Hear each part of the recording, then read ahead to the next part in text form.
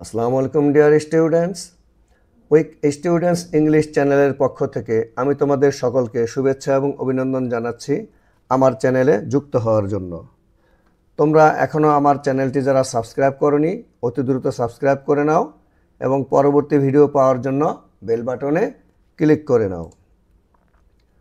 আজকের ভিডিওতে আমি অষ্টম শ্রেণীর ইংলিশ ফর টুডে বইয়ের ইউনিট 3 লেসন 5 এর যে একটি টেক্সট রয়েছে এ লেটার, সেইটি নিয়ে আলোচনা করব।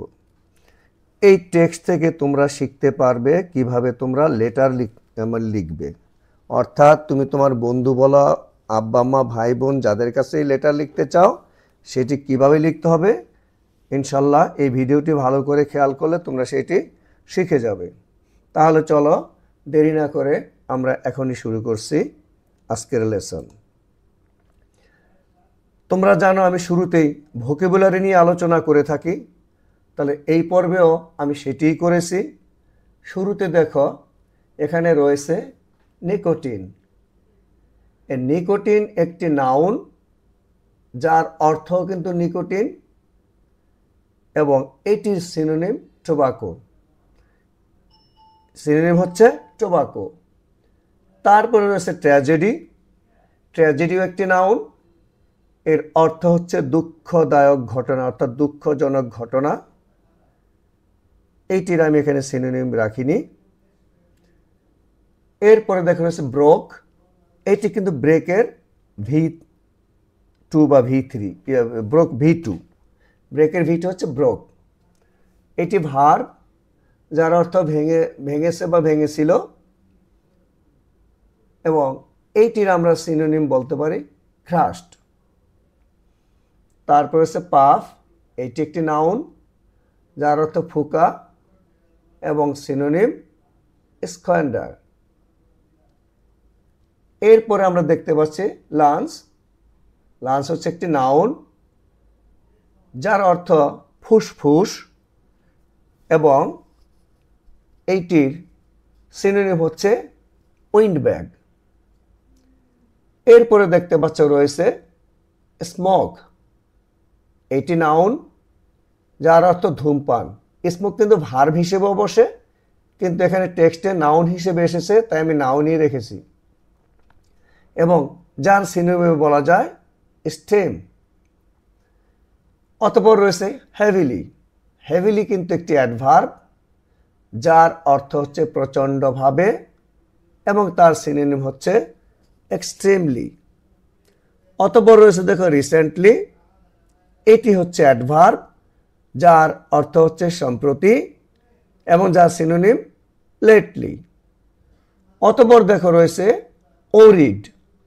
ওরিড হচ্ছে একটি অ্যাডজেক্টিভ এবং যার অর্থ হচ্ছে চিন্তিত এবং তার সিনোনিম অ্যাংশাস। অতঃপর হচ্ছে ওরসেনিং। ওরসেনিং হচ্ছে একটি ভার্ব, এটির অর্থ হচ্ছে খারাপ করা এবং যার সিনোনিমে বলা যায় স্পয়েল। তারপর দেখা রয়েছে কন্ডিশন। এটি একটি নাউন যার অর্থ হচ্ছে অবস্থা এবং সিনোনিমে বলা যায় স্টেট। অতঃপর হচ্ছে কন্টিনিউয়াস। এইটি কিন্তু একটি অ্যাডজেক্টিভ যার অর্থ হচ্ছে ধারাবাহিক এবং সিনোনিম সিরিয়াল। তোমরা এই পেজে সর্বশেষ দেখতে পাচ্ছ রয়েছে চেস্ট। চেস্ট একটি নাউন যেটির অর্থ হচ্ছে বুক, যার সিনোনিম ব্রেস্ট।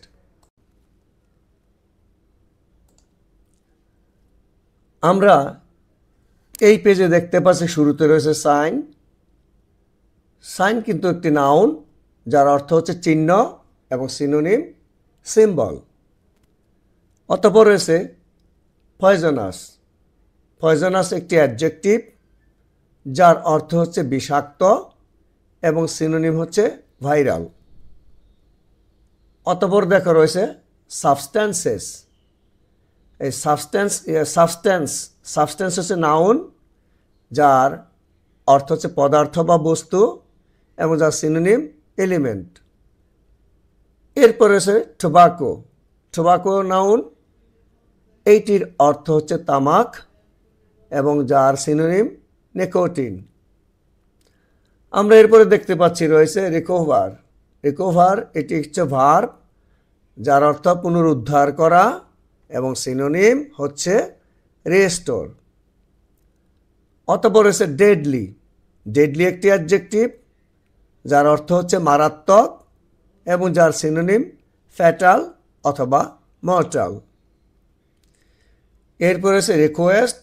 রিকোয়েস্ট হচ্ছে একটি নাউন, এখানে কিন্তু ভার্ব, এটা ভার্ব হিসেবে বসে কিন্তু এই টেক্সটে এটি নাউন হিসেবে এসেছে তাই আমি নাউনই লিখেছি, যার অর্থ অনুরোধ এবং সিনোনিম হবে আপিল। এরপরে দেখা রয়েছে ওয়ার্নিং। ওয়ার্নিং হচ্ছে নাউন যেটির অর্থ সতর্কীকরণ এবং যার সিনোনিম অর্ডার। তারপরে দেখো আনটাইমলি। আনটাইমলি হচ্ছে অ্যাডভার্ব এবং যার অর্থ হচ্ছে অসময়ে এবং সিনোনিম আর্লি। অতঃপর হচ্ছে শক। শক হচ্ছে নাউন যেটির অর্থ হচ্ছে ধাক্কা এবং এর সিনোনিম হিট অথবা পুশ। তারপর হচ্ছে সারভাইভ। সারভাইভ হচ্ছে ভার্ব, এটি অর্থ টিকিয়ে থাকা এবং সিনোনিম লিভ অথবা স্টে। অতঃপর দেখা রয়েছে মার্সিফুল। মার্সিফুল হচ্ছে অ্যাডজেক্টিভ, এইটি অর্থ হচ্ছে দয়ালু এবং যার সিনোনিম কাইন্ড অথবা গ্রেসফুল। আমরা এই পেজে সর্বশেষ দেখতে পাচ্ছি রিগার্ড। রিগার্ড কিন্তু ভার্ব হয়, এখানে আমি নাউন লিখেছি কারণ এখানে নাউন হিসেবে এসেছে টেক্সটে, যার অর্থ হচ্ছে শ্রদ্ধা এবং সিনোনিম রেসপেক্ট অথবা অনার। আমরা এবার মূল লেসনে চলে আসব। অ্যাক্টিভিটি এতে দেখি আমরা রয়েছে read the letter silently to know what happen to Zahir Ali and ঠিক দ্য বেস্ট অ্যান্সার। অর্থাৎ এখানে এই লেটারটি পড়ো আস্তে আস্তে এবং নীরবে পড়ো এবং তুমি দেখো জহির আলীর সাথে কি ঘটেছিল। এখন তোমরা যখন একটা লেটার লিখবে অবশ্যই তোমরা কোথা থেকে লিখছো এবং কত তারিখে লিখছো এটি লিখবে, যেটা এখানে লেখা আছে জায়গার নাম তারপরে কোন ডেটে। এবার তুমি তোমার বন্ধুর নিকট হলে ডিয়ার সোহেল, আমি এখানে সোহেল নামটি রেখেছি, এখানে ডিয়ার কথাটি দ্বারা তোমরা এখানে অবশ্যই সম্বোধন করে নিবে। তবে দেখো I am sorry I could not reply to your letter earlier. This is because last week there was a tragedy in our family. My father died of lung cancer. তোমরা এখানে অর্থ দেখতে পাচ্ছ। প্রিয় সোহেল, আমি দুঃখিত যে আমি তোমার চিঠির উত্তর আগে দিতে পারিনি কারণ গত সপ্তাহে আমাদের পরিবারে একটা ট্র্যাজেডি ঘটেছিল। আমার বাবা ফুসফুসের ক্যান্সারে মারা গেছেন। এরপরের প্যারা তোমরা দেখো, he used to smoke heavily. He got the bad habit from his college days. Recently, my mother and I were very worried about father's worsening health condition. He was having continuous chest pain. The doctor showed him his chest x-ray plates. There were dark marks on his lungs. The doctor explained to him that the marks were the signs of lung cancer. He also explained that a poisonous substance called nicotine is in tobacco leaves and cigarettes are made from tobacco leaves. When a person smokes cigarettes, this nicotine enters into his lungs with every puff. If anybody smokes cigarette for years, this deadly nicotine causes lung cancer. Both mother and I tried to stop father from smoking. He never listened to our requests and warnings. He died an untimely death. তিনি প্রচুর ধূমপান করতেন। College জীবন থেকে তার এই বদভ্যাস ছিল।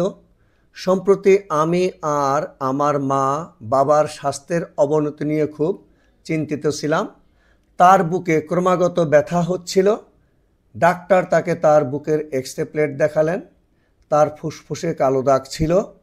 Doctor তাকে ব্যাখ্যা করলেন যে এই দাগগুলো ফুসফুসের ক্যান্সারের লক্ষণ। তিনি আরও ব্যাখ্যা করলেন যে তামাকের পাতায় নিকোটিন নামক একটি বিষাক্ত পদার্থ থাকে, আর তামাকের পাতা থেকে সিগারেট তৈরি হয়। যখন কেউ সিগারেট ধূমপান করে তখন প্রতিটি ফুয়ের সাথে এই নিকোটিন তার ফুসফুসে প্রবেশ করে। যদি কেউ বছরের পর বছর ধরে সিগারেট ধূমপান করে তাহলে এই মারাত্মক নিকোটিন ফুসফুসের ক্যান্সারের কারণ হয়। আমি আর মা দুজনেই বাবাকে ধূমপান থেকে বিরত রাখার চেষ্টা করেছিলাম। তিনি আমাদের অনুরোধ এবং সতর্কতা কখনো শোনেননি। তার অকাল মৃত্যু হয়েছিল। আমরা পরবর্তী প্যারাটি দেখব। Let me tell you the truth, my father's death is a great shock for us. You know we are a big family of 7. My father was the only earning member in the family. We are now broke and we don't know how we are going to survive. অর্থ হচ্ছে, সত্যি কথাটা বলি, বাবার মৃত্যু আমাদের জন্য একটি বিরাট ধাক্কা। জানো, আমরা 7 জনের একটা পরিবার, বড় পরিবার। আমার বাবা ছিলেন পরিবারের একমাত্র উপার্জনক্ষম সদস্য। আমরা এখন ভেঙে পড়েছি এবং কিভাবে বাঁচব তা আমরা জানি না। এই লেটারের সর্বশেষ প্যারা দেখো। Anyway, God is merciful and we are trying to recover from the শক।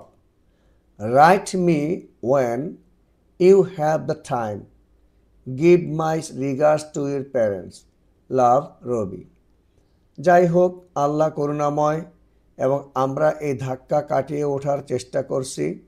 সময় পেলে আমাকে লিখো। আপনার বাবা মাকে আমার শুভেচ্ছা জানাবে। ভালোবাসা, রবি। এবার আমরা চুজ দ্য বেস্ট অ্যান্সার দেখব। প্রথমেই দেখো, মাই father's death is a great tragedy. 4টি অপশন রয়েছে। দ্য আন্ডারলাইন্ড ওয়ার্ড মিনস, এই যে আন্ডারলাইন করা ট্র্যাজেডির অর্থ বলতে কী বোঝাচ্ছে?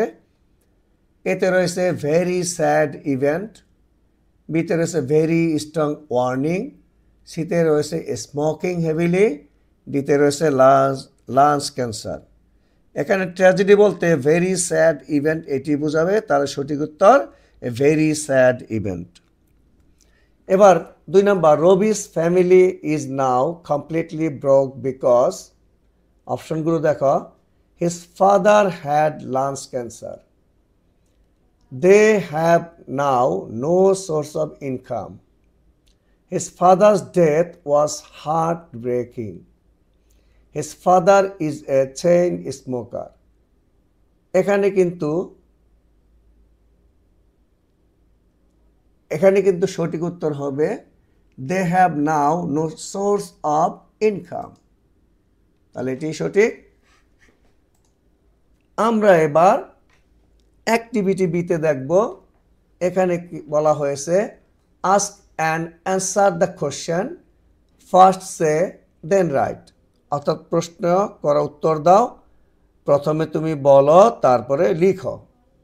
প্রথম প্রশ্ন, what could be the relationship between the sender and the receiver of the letter. অর্থাৎ চিঠির প্রেরক এবং প্রাপকের মধ্যে তোমার এখানে রিলেশনটাকে, সম্পর্কটা কী ছিল? দেখো উত্তর, the relationship between the sender and the receiver of the letter could be friend. যে এখানে যেই দুজন বক্তা এবং প্রেরক এবং প্রাপক, তারা সম্ভবত কী হবে? বন্ধু হবে। 2 নম্বর প্রশ্ন, হোয়াট কজেস লাংস ক্যান্সার। কিসে লাংস ক্যান্সার হয়? ফুসফুসে ক্যান্সার হয়। দেখো উত্তর, নিকোটিন কজেস লাংস ক্যান্সার। এবার আমরা পরের প্রশ্ন দেখব। Who do you think are the members of Rabi's family? Why do you think so? তুমি কাকে রবির পরিবারের সদস্য ভাবছো? তুমি কেন এটা মনে করো? দেখো উত্তরটি, as there is not much information about the family of Rabi, it's difficult to say definitely who are the members of his family. তাহলে দেখো, যেহেতু এখানে রবির পরিবারের সদস্যদের কথা, অন্যান্য সদস্যদের কথা উল্লেখ করা নেই, একমাত্র উল্লেখ করা তার বাবা মা এবং রবি, তাহলে এখানে নির্দিষ্ট করে সেটি বলা যাচ্ছে না। এবার আমরা অ্যাক্টিভিটি সিতে দেখব। এখানে বলা হয়েছে ইমেজিন ইউ আর সোহেল, মনে করো তুমি Sohel. Write a reply to Rubik's letter, এখন তুমি রবির চিঠিটির উত্তর দাও। এখন এইটি দেখো শিক্ষার্থী বন্ধুরা, যেহেতু তার বাবা মারা গেছেন, এখন তোমাকে রবি সেই কথাটি বলে চিঠি পাঠিয়েছেন, তুমি সেটির কিভাবে উত্তর দিবে এবং তোমার উত্তরটি কি হবে? দেখো, এখানে যদি রিপ্লাই করতে বলা হয়েছে রবির বাবা মারা গেছেন, তুমি তাকে সান্ত্বনা দিয়ে পত্র লিখবে। কি লিখবে? সান্ত্বনা দিয়ে। সেটা অবশ্যই এভাবে হয়, তার শিরোনাম, write a letter to friend consoling him at his father's death. অর্থাৎ তোমার বন্ধুর পিতা মারা যাওয়াতে তুমি তাকে সান্ত্বনা দিয়ে একটি পত্র লিখো। তাহলে তোমরা চিঠি লিখতে গেলে অবশ্যই কি করবে? অ্যাড্রেস লিখবে। এখানে কিন্তু অ্যাড্রেস লিখবে তুমি কোথা থেকে লিখছ, এই যে জায়গায়, তারপর তুমি ডেট লিখবে। আমি কিন্তু অ্যাড্রেসটি রাখিনি, কারণ এটার যে মেন লেটার ছিল সেখানে ছিল, আমি বলেছি। তাহলে এখানে তুমি যেখান থেকে লিখবে সেই ঠিকানাটি লিখবে, তারপর ডেট তুমি লিখবে। এবার তুমি ওই মাই ডিয়ার বা ডিয়ার বলে তোমার বন্ধুর নাম দিয়ে শুরু করো। I am deeply shocked to hear the news of your father's death. আমি তোমার পিতার মৃত্যুর সংবাদ পেয়ে খুবই শকড হয়েছি, ব্যথিত হয়েছি। I heard the news from our friend Wahid. আমি এটি আমাদের বন্ধু ওয়াহিদের কাছ থেকে এটি শুনেছি। The news came to me as a bolt from the blue. এই সংবাদটি আমার কাছে বিনা মেঘে বজ্রপাতের মতো হলো। I can't imagine that he is no more. আমি কল্পনাও করতে পারছি না যে তিনি নেই। Your father liked me very much. তোমার পিতা আমাকে খুবই পছন্দ করতেন। I am really shocked. আমি সত্যিই খুব ব্যথিত। He was a good father. তিনি ছিলেন একজন ভালো পিতা। He loved me as his own son. তিনি আমাকে তার সন্তানের মতোই ভালোবাসতেন। I have no words to console you. তোমাকে সান্ত্বনা দেওয়ার আমার কোনো ভাষা নেই। I feel much for you. আমার তোমার জন্য অত্যন্ত আমি অনুভব করছি, তোমার কষ্ট আমি অত্যন্ত অনুভব করছি। His premature death pains me. তার অকাল মৃত্যু আমাকে কষ্ট দিচ্ছে।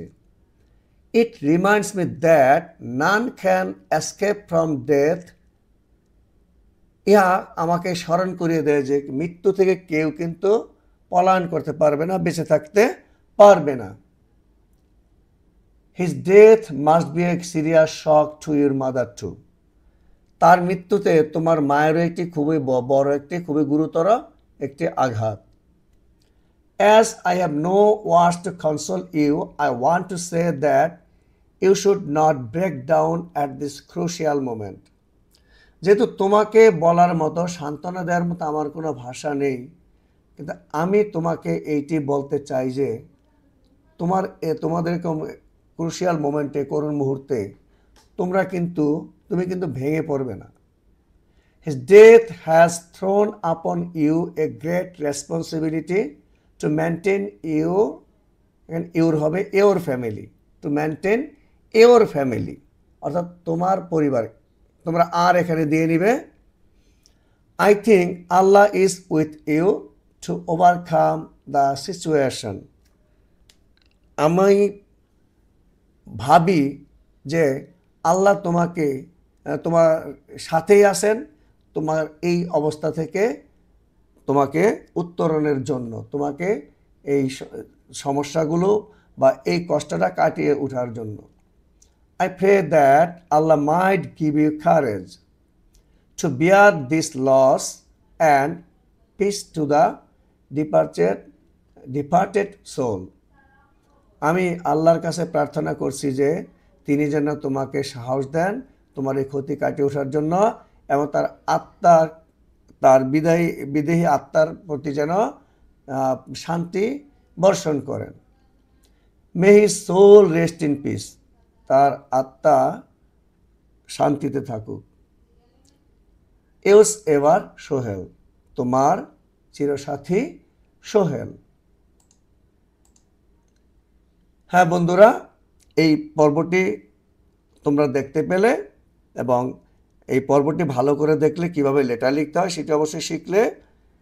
তোমাদের যদি আমার এটি ভালো লেগে থাকে তাহলে তোমরা অবশ্যই লাইক করবে, বন্ধুদের নিকট শেয়ার করে তাদেরকেও সাহায্য করবে, এবং অবশ্যই কমেন্ট করবে। আর যদি সাবস্ক্রাইব করে না থাকো তাহলে আমার চ্যানেলটি অতি দ্রুত সাবস্ক্রাইব করে নিবে।